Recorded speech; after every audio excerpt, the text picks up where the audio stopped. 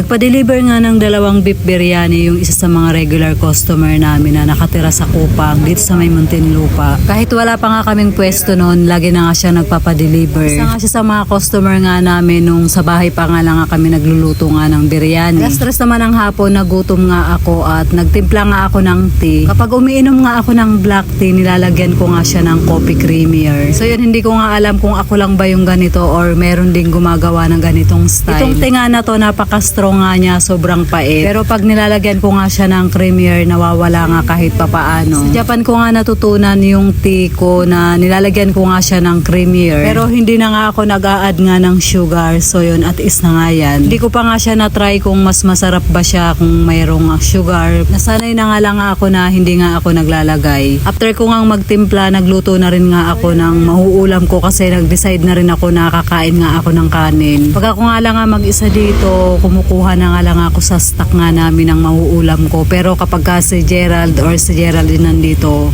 nagluluto talaga kami ng ulam. Kasi hindi rin sasapat yung ganito nga sa amin. Guys, kain tayo habang walang customer. Kasi mamaya, yung customer na naman, di naman ako makakain ng maayos.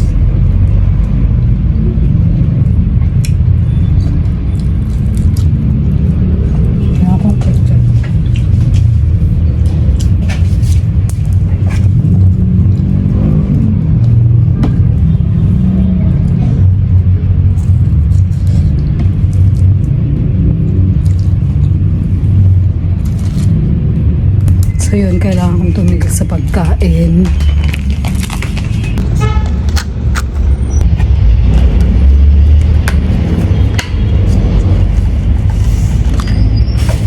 Dito na yung salted caramel mo. Ibabalot ba? Opo, babalot.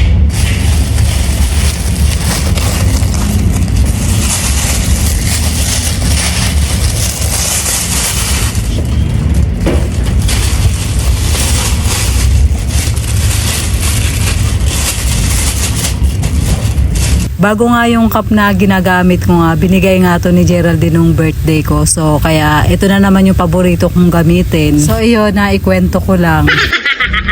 Si Geraldine, tinikman niya yung Yorkshire tea. Ano siya? Hindi ko alam kung nagustuhan niya kasi nga natatapangan siya, napapaitan. Sobrang pait daw kasi. Totoo naman kasi talaga. Kaya yung matcha na dala ko pa galing ng Japan yung nandyan. Yun naman kasi walang expiration siya. Kaya yun yung iniinom niya ngayon. Ito nag-try siya pero yun nga napapaitan nga siya. Tong time nga na to puro take out at deliveries nga yung mga customer ko. Yung mga nag-dine in nga pa ilan-ilan lang din. Meron na rin sa loob. 2 order ng chicken biryani. So yun, niluto ko na siya. Parang hangin lang boses. Nag-message lang siya sa page. Tinatanong niya kung magkano yung chicken biryani.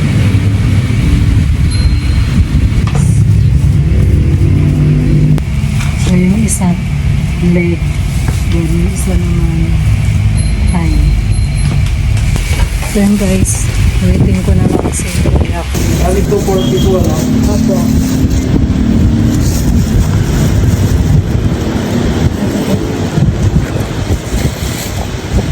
Yung sauce na to, madam.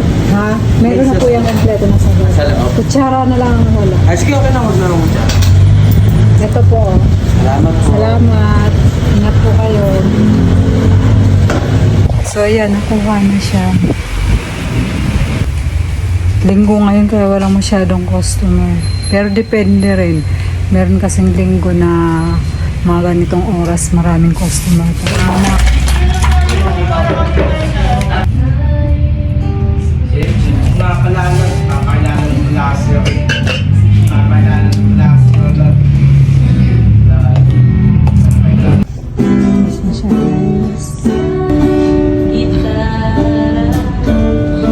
Kumakanta sila. Ganda ng boses.